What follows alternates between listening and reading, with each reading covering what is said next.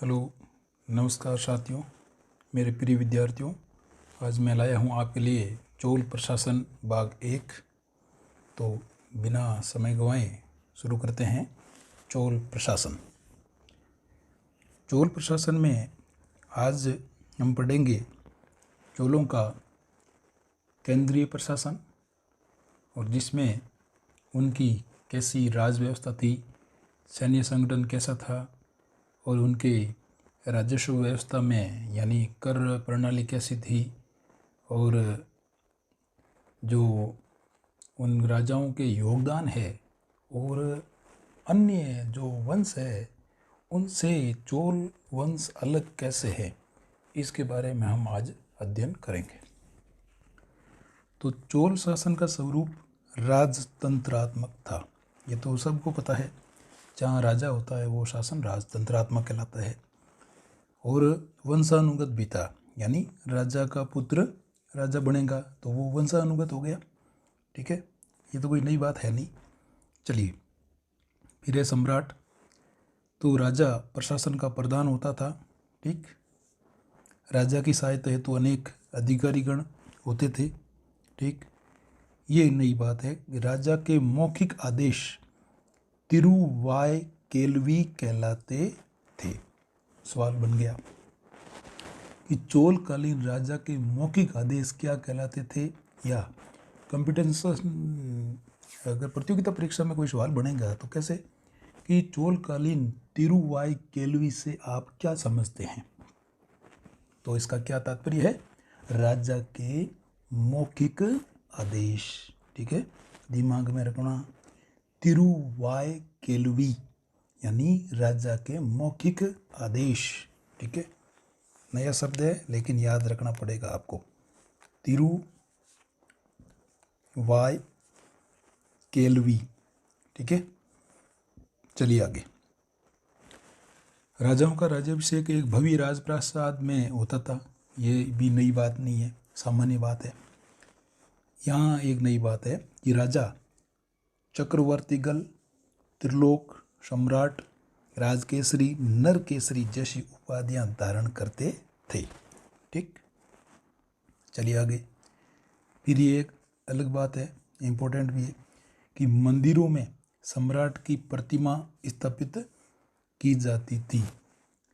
तो यहाँ ये कि कौन सा कथन सही है, कौन सा कथन सही नहीं है, प्रतियोगिता परीक्षा में इस प्रकार के सवालों में इसका स्थान बनता है कि मंदिरों में सम्राट की प्रतिमा स्थापित की जाती थी या मंदिरों में सम्राट की प्रतिमा स्थापित नहीं की जाती थी।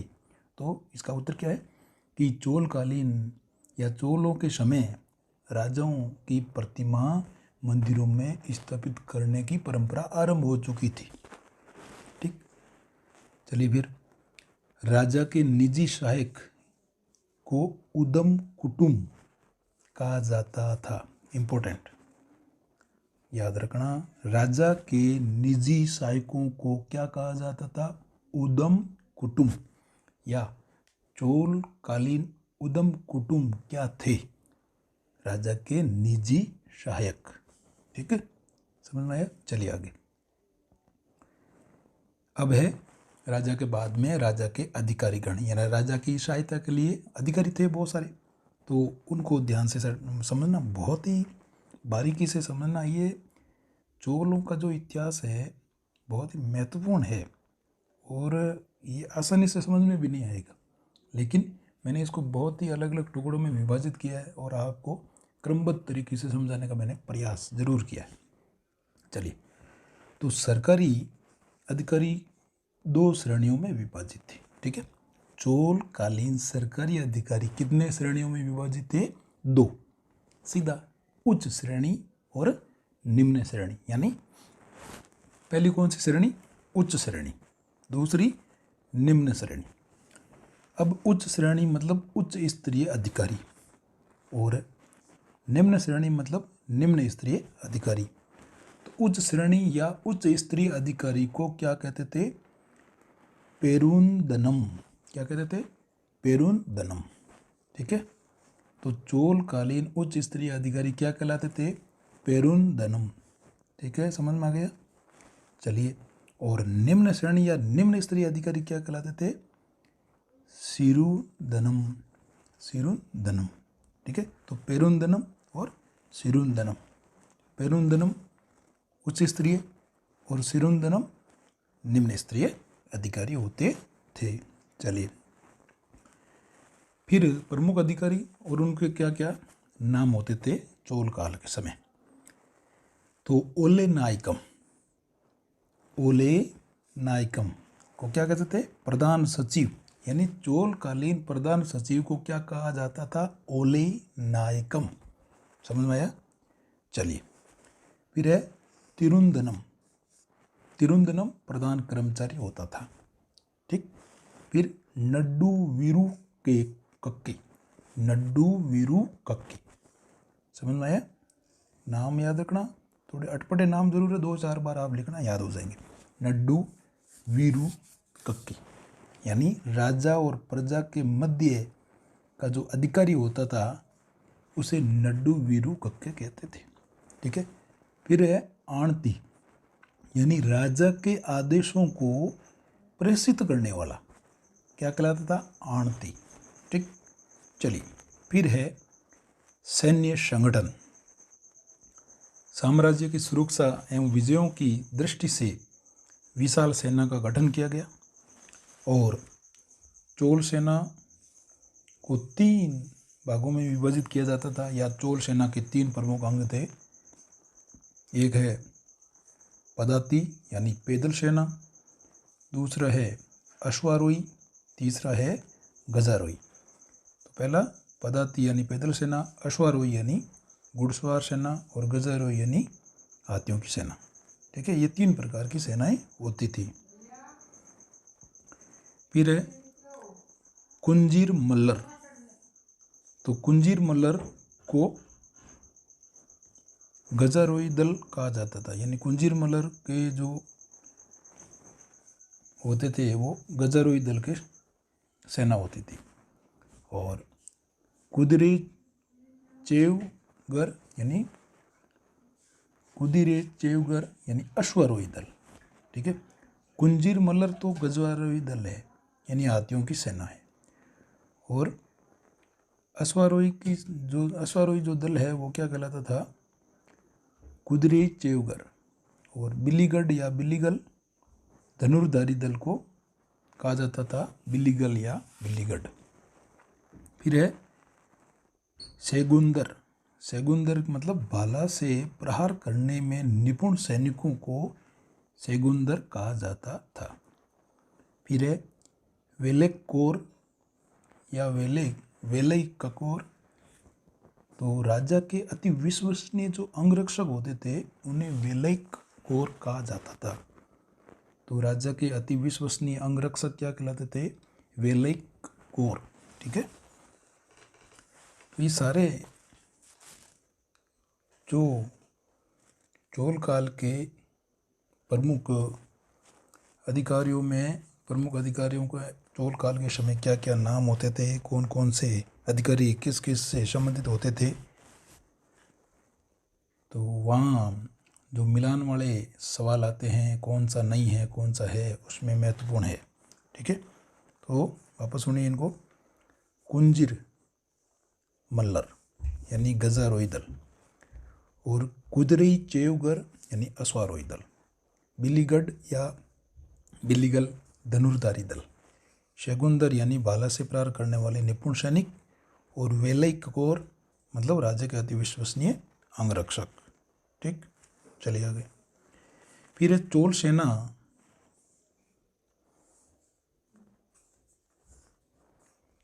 गुल्मों, टुकड़ियों या छावनियों कड़गम में विभाजित होती थी। चोल सेना गुल्मों, टुकड़ियों को गुल्म कहा जाता था और छावनियों को कड़गम कहा जाता था, उसमें विभाजित होती थी। तो सेना की टुकड़ी का नेतृत्व करने वाला नायक कहलाता था। ठीक है, सेना की टुकड़ी यानी गुल्मों का नेतृत्व करने वाला अधिकारी क्या कहलाता था? नायक।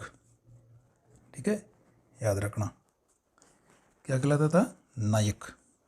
कौन? सेना की टुकड़ी का नेतृत्व, चोलकालीन सेना की टुकड़ी का नेतृत्व करने वाला क्या कहलाता था? नायक। ये सवाल बन गए यहाँ पर। फिर चोलकालीन सेना अध्यक्ष क्या कहलाता था? महादंड नायक। चोलकालीन सेना अध्यक्ष क्या कहलाता था? महादंड नायक। ठीक, चलिए आगे। चोलों ने शक्तिशाली नौसेना बनाई। राजराज प्रथम ने नौसेना द्वारा उत्तरी श्रीलंका, मालदीव, लक्षद्वीप को जीता। यानी राजराज प्रथम ने अपनी शक्तिशाली नौसेना से उत्तरी श्रीलंका, मालदीव और लक्षद्वीप को जीता। उसी प्रकार उसके पुत्र राजेंद्र प्रथम ने अपनी नौसेना की सहायता से गांगेय क्षेत्र, सिंगल द्वीप यानी पूरा संपूर्ण श्रीलंका, उत्तरी श्रीलंका तो उसके पिता ने जीता था, और दक्षिणी श्रीलंका सहित संपूर्ण श्रीलंका राजेंद्र प्रथम ने जीता। बंगाल की खाड़ी जीती। जावा, सुमात्रा और मलय प्रायद्वीप को भी राजेंद्र प्रथम ने जीता। ठीक है, किसकी सहायता से? नौसेना की सहायता से। चलिए, बंगाल की खाड़ी चोल काल में चोल झील बन गई। यानी चोलों का साम्राज्य विस्तार इतना हो गया कि बंगाल की खाड़ी, संपूर्ण बंगाल की खाड़ी चोल झील प्रतीत होती थी। तो चोलकालीन मुख्य बंदरगाह, इंपॉर्टेंट, चोलकालीन मुख्य बंदरगाह महाबलीपुरम और कावेरीपट्टनम। ठीक है, चोलकालीन मुख्य बंदरगाह कौन कौन से थे? महाबलीपुरम और कावेरीपट्टनम। चलिए, अब है चोलों की न्याय व्यवस्था। राजा क्या होता था उस समय? सर्वोच्च न्यायाधीश। चोलकालीन में राजा सर्वोच्च न्यायाधीश। वैसे सामान्य शासन व्यवस्था में राजा ही सर्वोच्च न्यायाधीश होता था। फिर है धर्मासन। सम्राट के न्यायालय धर्मासन कहलाते थे। इम्पोर्टेंट है, अलग वर्ड है ये। तो चोलकालीन धर्मासन से आप क्या समझते हैं? तो आप इसका उत्तर लिखेंगे, चोलकालीन धर्मासन का तात्पर्य है सम्राट के न्यायालय। ठीक है, चलिए। फिर है धर्मासन भट्ट, यानी न्यायालय के पंडित या विद्वान जो न्याय के बारे में जानते हैं और विधि के बारे में जानते थे और राजा की सहायता करते थे। ठीक है, तो धर्मासन भट्ट की सहायता से राजा न्याय करता था। इम्पोर्टेंट है, ये भी ध्यान रखना इसको। न्याय के लिए नियमित न्यायालय होते थे। फिर ग्राम न्यायालय और जातीय पंचायत का भी विधान होता था। ठीक, छोटे विवादों पर निर्णय कौन करते थे? स्थानीय निगम। ठीक है, और राजद्रोह भयंकर अपराध माना जाता था, जो स्वयं राजा द्वारा देखा जाता था। जब भी कोई राजद्रोह होता तो ऐसे अपराधों को राजा खुद हैंडल करता था, और राजद्रोह में मृत्युदंड के साथ साथ उस अपराधी की संपत्ति जब्त भी कर ली जाती थी। ठीक है, चलिए आगे। नरवध या मानववध हत्या के लिए व्यवस्था थी कि अपराधी पड़ोस के मंदिर में अखंड दीप जलवाने का प्रबंध करे। अगर किसी अपराधी ने किसी व्यक्ति की हत्या कर दी है तो उसको एक अपराध, उस अपराध के बदले में दंड ये भी दिया जाता था कि पड़ोस का कोई मंदिर है तो वहाँ जाकर के अखंड द्वीप या अखंड दीप जलाने का प्रबंध करना होता था। ये एक प्रकार का प्रायश्चित था, यानी वो ये मान लेता था कि उससे बहुत बड़ी गलती हो गई। चोलों की दंड व्यवस्था में आर्थिक दंड और सामाजिक अपमान के दंड का भी विधान था। ठीक है, चलिए। आर्थिक दंड कासू, यानी चोलकालीन सोने का सिक्का क्या कहलाता था? कासू। तो आर्थिक दंड कासू के रूप में देना पड़ता था। ये सवाल बन सकता है, इंपॉर्टेंट है प्रतियोगिता परीक्षा की दृष्टि से भी, कि चोलकालीन सोने का सिक्का क्या कहलाता था या कासू क्या था? सोने का सिक्का। जघन्य अपराध में अपराधी का सिर भी काट दिया जाता था या हाथी के पैर तले उसे कुचलवा कर दंड दिया जाता था। कोई भयंकर जघन्य अपराध होता तो अपराधी का सिर कलम कर दिया जाता या फिर उसे हाथी के पैर के नीचे कुचलवा दिया जाता था। ये ऐसा दंड विधान था चोलों के समय। अब है चोलकालीन राजस्व व्यवस्था या राज्य की आय के स्रोत। ध्यान से सुनना इसको। तो चोल राज्य की आय का प्रमुख साधन था भूमि कर। और मैंने आपको पहले भी बताया था, प्रत्येक राज शासन व्यवस्था है उसमें राजस्व व्यवस्था में जो आय का स्रोत होता है वो सब में ये कॉमन है। भूमि कर ही सभी राज्यों की आय का प्रमुख साधन होता था। तो चोलों का भी आय का प्रमुख साधन क्या था? भूमि कर। भूमि कर कृषि उत्पादन का 1/3 भाग लिया जाता था। ठीक है, चलिए।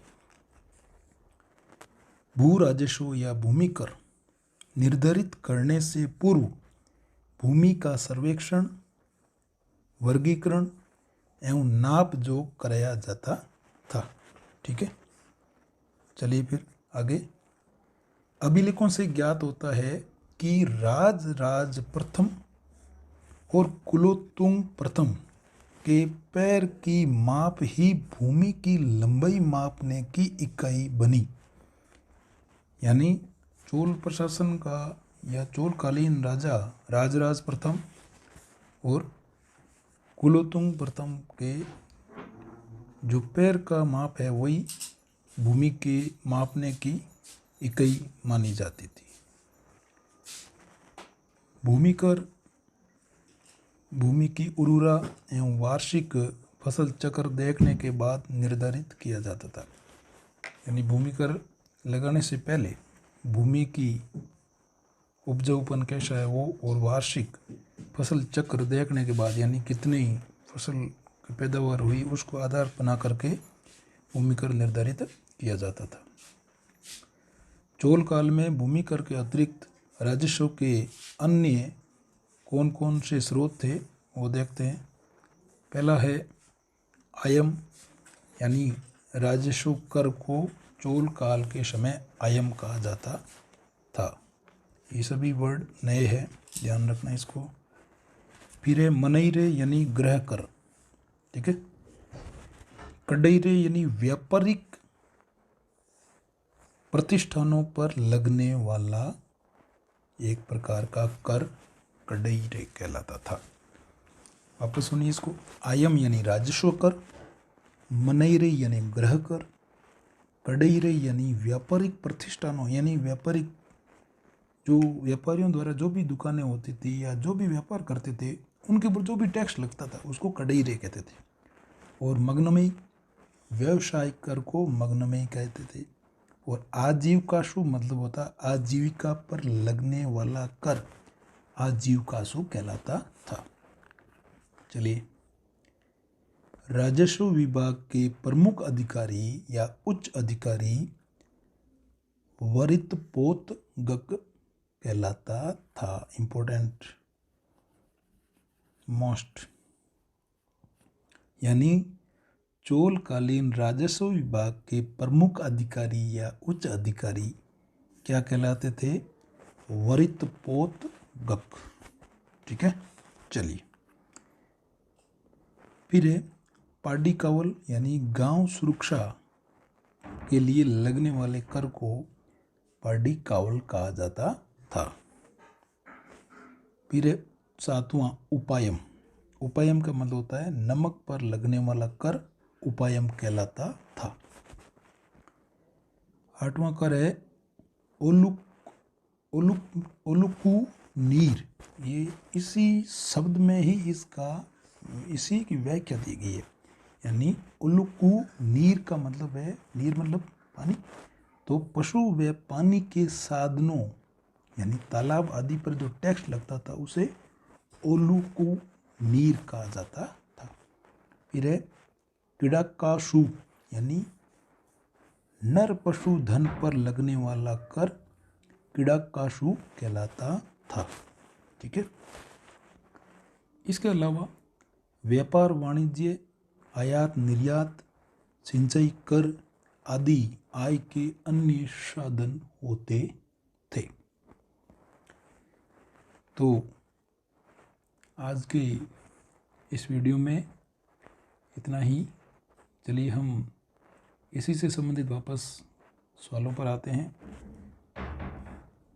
पहला सवाल, राजस्व चोलकालीन राजस्व विभाग का प्रमुख अधिकारी क्या कहलाता था? चोलकालीन राजस्व विभाग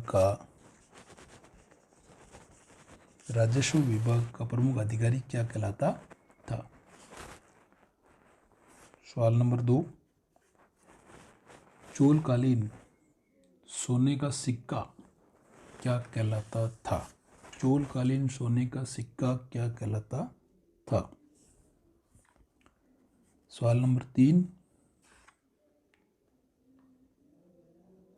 चोलकालीन सरकारी अधिकारी को कितने श्रेणियों में विभाजित किया गया था? चोलकालीन सरकारी अधिकारी, चोलकालीन, इसको थोड़ा वापस सुनिए, चोलकालीन केंद्रीय सरकारी अधिकारियों को कितने भागों में या कितने वर्गों में विभाजित किया गया था? नाम लिखिए।